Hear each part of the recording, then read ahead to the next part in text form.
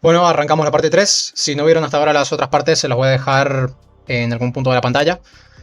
Creo que con este video ya terminamos.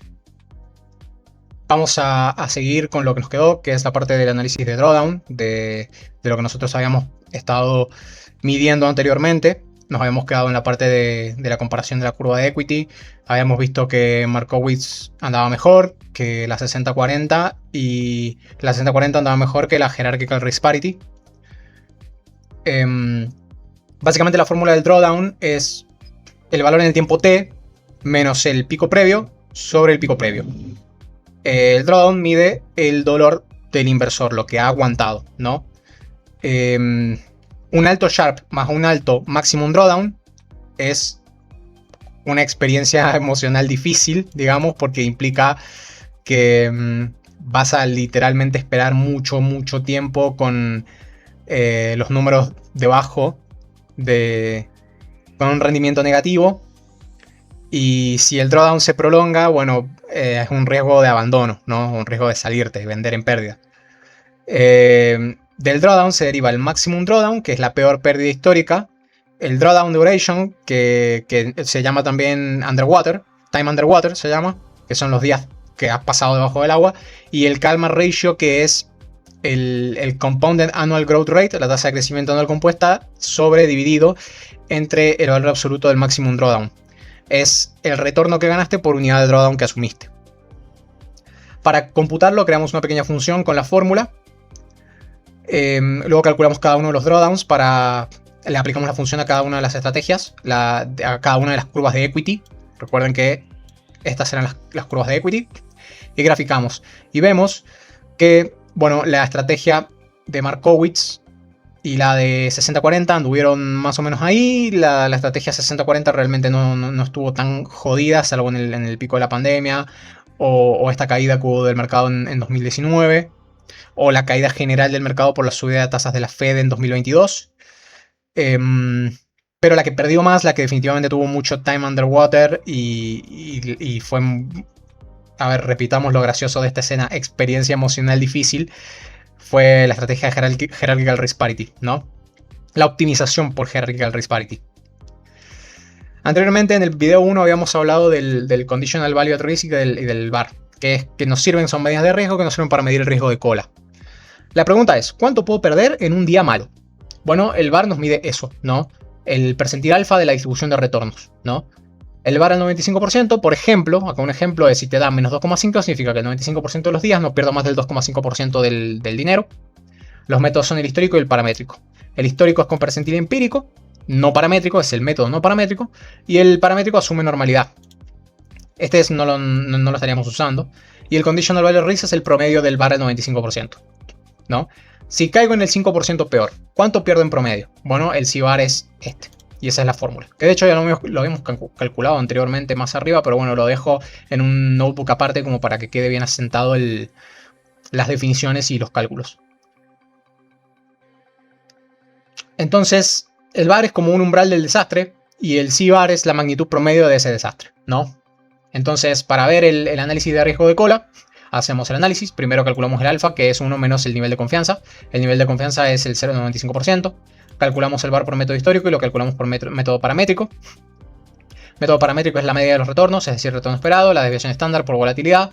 Y el VAR en método paramétrico es mu más sigma, es decir, retorno esperado más volatilidad, más la PPF, la Percentile Probability Function de el nivel de significancia, ¿no?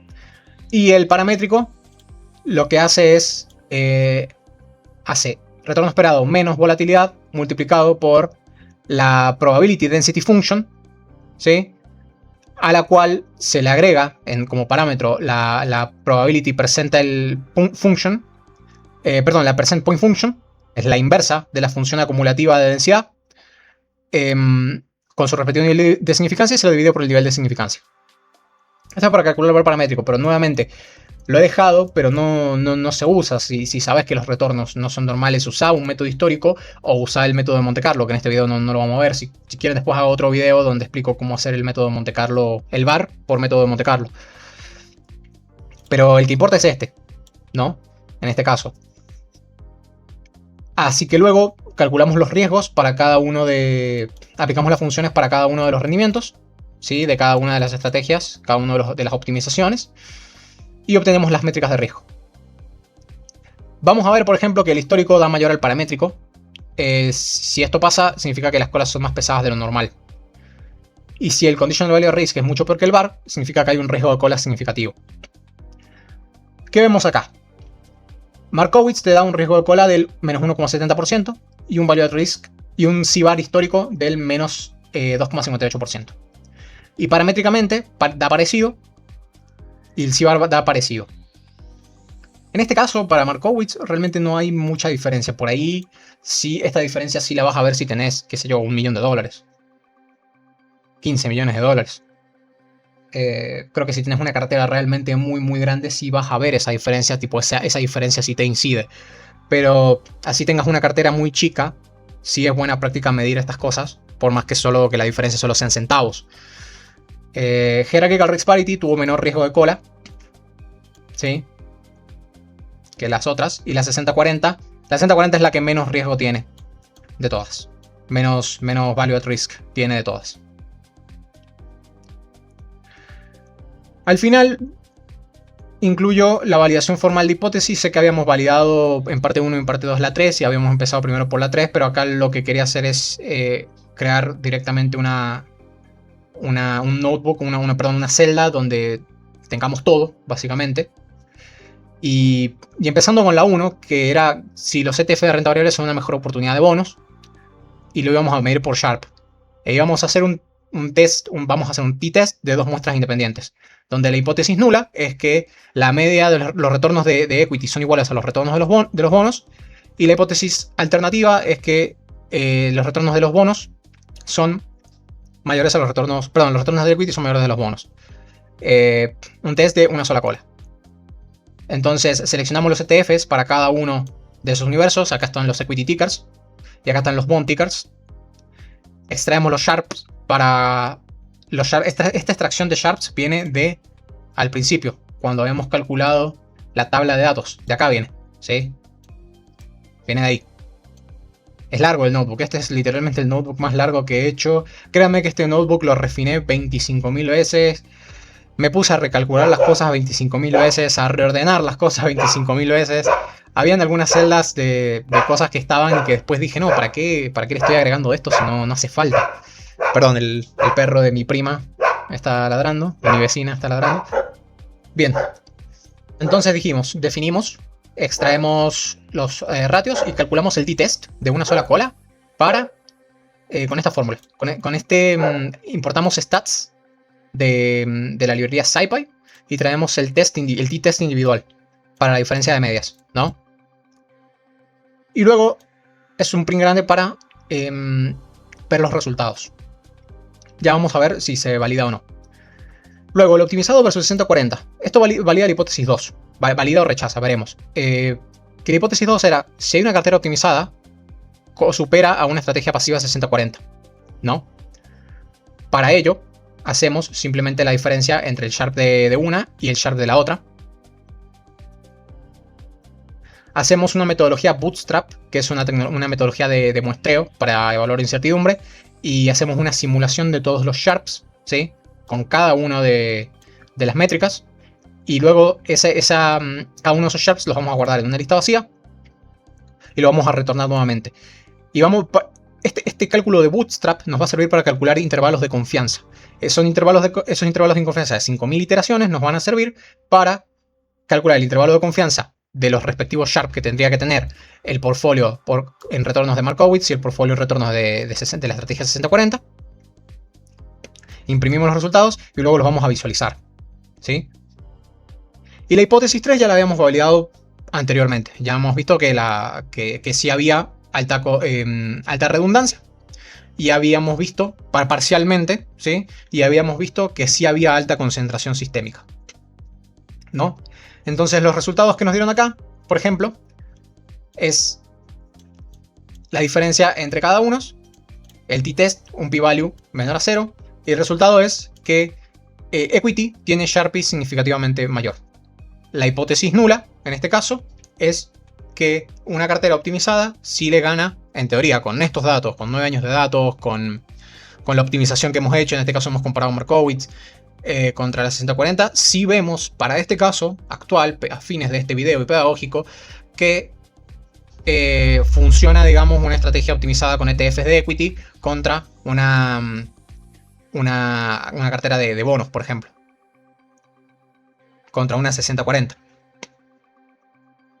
Perdón, contra un ETF de bonos. La 6040 la medimos ahora, que es la comparación de performance. Vimos, por ejemplo, que la diferencia entre Sharpies es que Markowitz le agregaba aproximadamente un 43 y pico de Sharp. Y aquí vemos que la hipótesis 2 sí la validamos y el optimizado sí supera a la pasiva, ¿no? Los intervalos de confianza tenemos para el Sharp es que, en teoría, con un 95% de confianza, el Sharp de Markowitz se va a encontrar entre un Sharp del 0.35 y un Sharp de 1.62, con una mediana entre el 0.99, y el Sharp de la 6040 se va a encontrar entre un menos 0.04, es decir, un Sharpie malo y negativo, y un 1.19, con una mediana entre 0.57. Si los intervalos de confianza se solapan, no tenemos una diferencia concluyente en este aspecto, ¿no? Y luego, la hipótesis 3 de redundancia y concentración ya la habíamos rechazado, rechazamos la parte 1 anteriormente, porque nuestro umbral de hipótesis no alcanzaba con respecto a la cantidad de correlaciones, nos daba solamente un par de... solamente el 10% de todos los pares posibles nos daba que tenían una correlación significativa, pero el análisis de componentes principales nos dio que sí había una alta concentración sistémica, es decir, que 5 componentes principales explicaban el 80% de la varianza, ¿no? Conclusiones. Sí, una cartera de equity de contra bonos de ETFs sí puede llegar a ganar. Sí, un optimizado de ETFs contra un optimizado 60-40 SPY, 60 SPY, 60 bonos, Aggregated AGG, nos da un mejor resultado. Se valida por un delta, una diferencia Sharpie de más 0.43. Y vemos que, bueno, redundancia rechazada en este caso, pero acá hay que aplicar también el criterio propio, por así decirlo, el criterio profesional, y es que sí vemos que hay redundancia en ETFs. Hemos visto que se han encontrado 562 pares que literalmente se mueven igual. Y por eso uno tiene que tener cuidado al momento de comprar ETFs por comprar. Más allá de todo, este video es una ayuda para... Si bien hay tantos datos y tanta estadística y todo eso, más que nada la conclusión significativa de esta parte es: ojo con lo que compras, porque te puede estar creando una ilusión. Una ilusión de diversificación. Y eso se puede ver incrementado en un momento en que haya una caída significativa del mercado, ¿no? Recuerden que en una caída significativa del mercado y generalizada, todas las correlaciones tienden a 1. Y eso es un estrés muy fuerte para una cartera que vos tengas. Si realmente no estás bien medido, no tenés bien medida esa parte, puedes llegar a tener problemas con el riesgo y te va a afectar significativamente lo mal que duermas, básicamente, ¿no? Entonces, ¿qué hallazgos nos importan de todo esto, de esta serie de 3 videos? Es: Equity ETF ofrece mejor Sharp que los bonos. Optimización de Markowitz mejora performance versus una estrategia pasiva 60-40, pero no la de Hierarchical Risk Parity. En este caso, la estrategia pasiva fue mejor que la optimización por Hierarchical Risk Parity. Hay redundancia entre ETFs.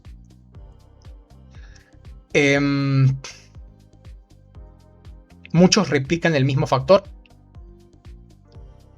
Eso lo revela PCA. Clustering jerárquico también lo revela. El clustering jerárquico lo utilizamos para hacer la estrategia, la optimización por Hierarchical Risk Parity, la de Marcos López de Prado. En teoría ofrece una mayor estabilidad que la de Markowitz, pero fue muy mínimo en este caso. Markowitz te dio un 17 de volatilidad contra HRP que te dio 15 de volatilidad. Realmente sí. A ver, por números sí te da más estabilidad, pero no es tanto. Por ahí habría que hacer otra comparación con otros activos y ver en este caso si hay más estabilidad por HRP que por Markowitz. Y lo que nuevamente aclaro es que en la optimización se usa todo el histórico, por lo que hay sesgo de look back. Hay que tener cuidado con los supuestos de cada uno de estos modelos de optimización. ¿Por qué? Porque pues, son herramientas que te ayudan a llegar a un cierto factor y creo que de ninguna manera se debe tomar una decisión, y mucho más si tenés una cantidad estúpida de plata puesta. El riesgo de cola existe. El riesgo de cola no son los padres. Perdón, el riesgo de cola no sé qué analogía usar, perdón. He grabado ya 3 videos en el día, estoy medio cansado, medio perdido. Pero el riesgo de cola existe, es bueno usar el VAR histórico. En otro video haremos el VAR por simulación de Monte Carlo. El VAR paramétrico te puede llegar a dar algunas diferencias, pero siempre el paramétrico te va a subestimar el riesgo. Siempre, te lo va a subestimar, no hay de otra. En el backtest no consideramos costos transaccionales, slippage o market impact. Así que, a fines prácticos, terminamos este análisis con esos warnings, con esas aclaraciones. Probamos o validamos algunas hipótesis que me surgieron, digamos, en algunos aspectos. Y ante todo, se puede armar una cartera de ETFs, pero hay que tener cuidado con la forma en la que la armas. Esa es la conclusión más importante de todo. Por último, este notebook lo tengo armado hace, creo que más de 2 meses. Y lo armé y lo rearmé múltiples veces, porque quería que fuera un video. Pero nunca me imaginé que iba a terminar teniendo 3 partes, nunca me imaginé que iba a terminar durando tanto. Porque al final se extendió mucho por las herramientas que se usan. Si ustedes detectan que ha habido algún error, no duden en dejármelo en la caja de comentarios. No duden en dejarme feedback en la caja de comentarios. Hubo un chico en videos anteriores que me preguntó cómo todo esto se puede aplicar a un bot de trading. Todavía no he realizado ningún... Tengo algunos bots armados, pero todavía no he ordenado ese tema como para sacar un video al respecto.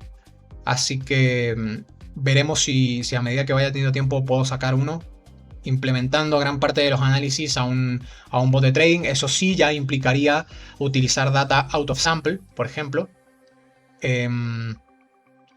Yo personalmente no hago trading como todo el mundo lo hace. Yo lo que hago es, bueno, usar el análisis de datos para mejorar mi cartera de inversión, o ir rebalanceando, o ir viendo qué activo me conviene tener en qué momento, basado en la información que voy encontrando, basado en la información disponible.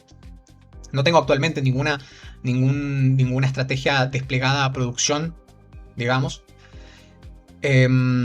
Así que digamos que lo mío es un enfoque discrecional mezclado con mucho data análisis, mezclado con básicamente una estrategia basada en datos. Son data driven investment strategies, eso es lo que podríamos declarar. Por ende, si ustedes detectan nuevamente algún tipo de error o algo, no duden en dejarme en los comentarios. Si les gustó el video, no duden en dejarme en los comentarios. Si les gustó la serie de videos, avísenme. Si quieren ver más de este tipo de cosas, avísenme. Y nos vemos la próxima. Esperemos que... Les deseo un muy buen inicio de año a todos. Esperemos que este año pueda sacar más videos con más herramientas. Tengo muchas ganas de implementar más herramientas de ingeniería de datos a los videos del canal.